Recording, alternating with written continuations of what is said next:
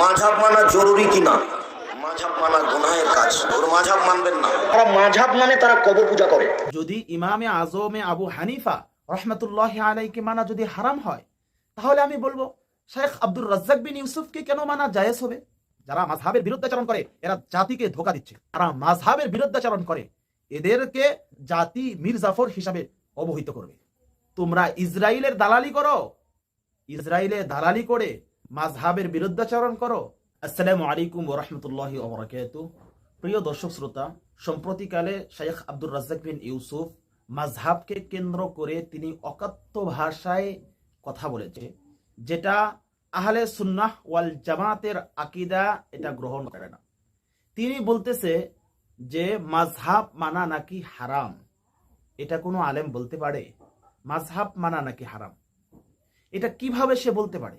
মাযহাবের ক্ষেত্রে আমরা ইমামে আজম আবু হানিফা রহমতুল্লাহ আলাইকে গ্রহণ করে থাকি।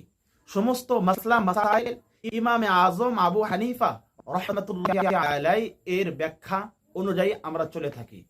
এবং কি আমরা যদি যেই ক্ষেত্রে ইমামে আজম আবু হানিফা রহমতুল্লাহ আলাই এর ক্ষেত্রে যদি আমরা না পাই, তাহলে হানাফি উলামা ইকরাম এর ফতোয়া অনুযায়ী আমরা আমল করে থাকি। সেই ক্ষেত্রে শেখ আব্দুর রাজ্জাক বিন ইউসুফ সে বলতেছে মাযহাব মানা, অর্থাৎ এই যে ইমামদের যে মাযহাব রয়েছে এই মাযহাব মানা নাকি হারাম। যদি ইমামে আজমে আবু হানিফা রহমতুল্লাহ আলাইকে মানা যদি হারাম হয়, তাহলে আমি বলবো শেখ আব্দুর রাজ্জাক বিন ইউসুফকে কেন মানা জায়েজ হবে? শেখ মুজাফফর বিন মুহসিনকে মানা কেন জায়েজ হবে? শেখ আসাদুল্লাহ আল গালিবকে মানা কেন জায়েজ হবে?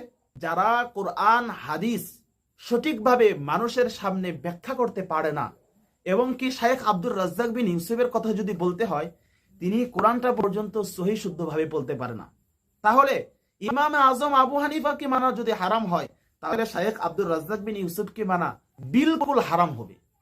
তাহলে এটা কেন মানেন? আপনি যদি শেখ আব্দুর রাজ্জাক বিন ইউসুফকে মানা সন্তুষ্ট হন, তাহলে যে কোরআন কারিম শুদ্ধভাবে পড়তে পারে না, তারপরেও যদি আপনার মনে প্রশান্তি আসে, তাহলে ইমাম আজম আবু হানিফা, যিনি মুস্তাহিদে দ্বীন, যিনি সমস্ত ইমামের বড় ইমাম, ইমামে আজম আবু হানিফা রহমতুল্লাহ আলাইকে মানা আমি আমার প্রশান্তি লাভ করি। যারা মাযহাবের বিরুদ্ধাচরণ করে তাদেরকে আমি সঠিক আলেম মনে করি না। কারণ আপনি মাযহাব মানবেন না, আপনি নিজে নিজে মুস্তাহিদ দাবি করবেন, অথচ কোরআনুল কারীমের একটি আয়াতের অর্থ পর্যন্ত বলতে পারেন না।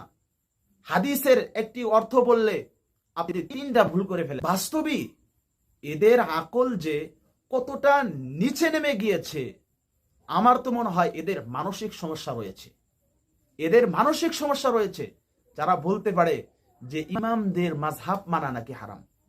আচ্ছা বলেন তো, আমি যদি সাধারণ একটা মানুষ হই, আমি যদি একজন সাধারণ মানুষ হই, তাহলে আমি কোরআন হাদিস কার কাছে শিখব? এখন আপনি বলবেন আমি সহিহ হাদিস অনুযায়ী আমল করি, আমি শেখ আব্দুর রাজ্জাক বিন ইউসুফকে মানবো। কেন আপনি শেখ আব্দুর রাজ্জাক বিন ইউসুফকে মানবেন? বুখারী শরীফ আছে, মুসলিম শরীফ আছে, সিয়াসিত্তার সমস্ত কিতাব রয়েছে, সেই কিতাব অনুযায়ী চলবেন। আপনি বলতে পারেন আমি তো কিতাব পড়তে পারি না, সেই জন্যই তো আপনাকে মাযহাব মানতে হবে। আপনি কিতাব পড়তে পারেন না, আপনি ইসলাম সম্পর্কে অবগত না, সেই জন্যই তো আপনাকে মাযহাব মানতে হবে। যারা মাযহাবের বিরুদ্ধাচরণ করে এরা জাতিকে ধোঁকা দিচ্ছে, এরা জাতিকে কিভাবে বিষ খাওয়াচ্ছে, এটা আপনি যদি সঠিকভাবে বুঝতে পারেন, তাহলে যারা মাযহাবের বিরুদ্ধাচরণ করে এদেরকে জাতি মীর জাফর হিসাবে অবহিত করবে। জাতি আসলে এদের সম্পর্কে ভালোভাবে অবগত না, কারণ এরা যে কাদের টাকা খেয়ে দালালি করতেছে এটা কিন্তু জাতি সুস্পষ্ট ভাষায় আজ না কাল ঠিকই জানতে পারবে।